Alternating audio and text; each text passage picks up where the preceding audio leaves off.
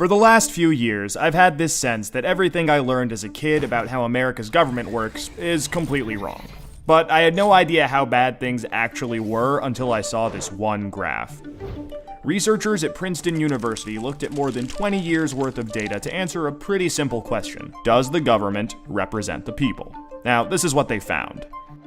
This axis here represents public support for any given idea.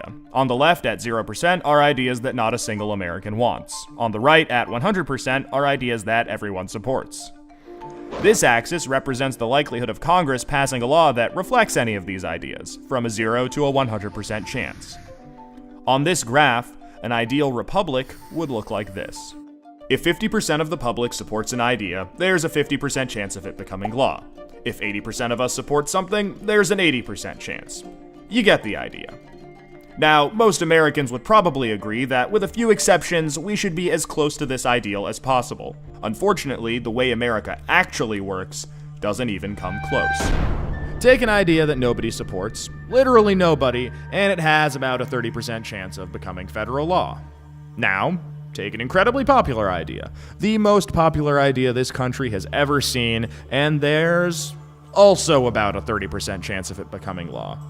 This means that the number of American voters for or against any idea has no impact on the likelihood that Congress will make it law.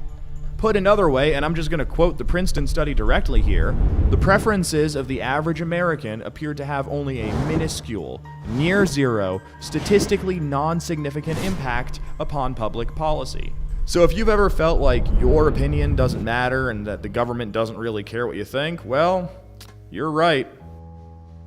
But there's a catch.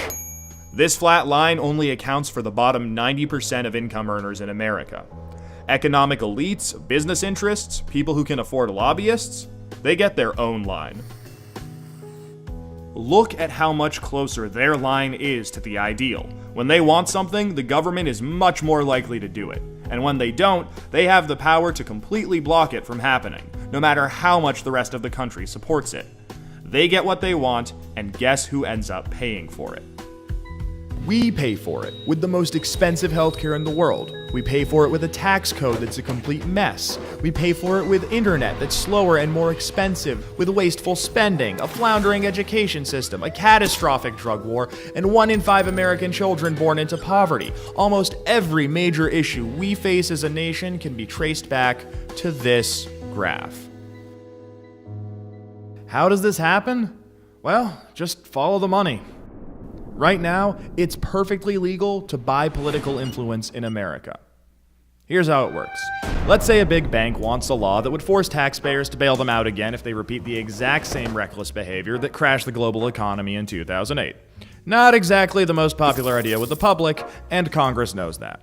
That should be the end of it. But that's where the money comes in.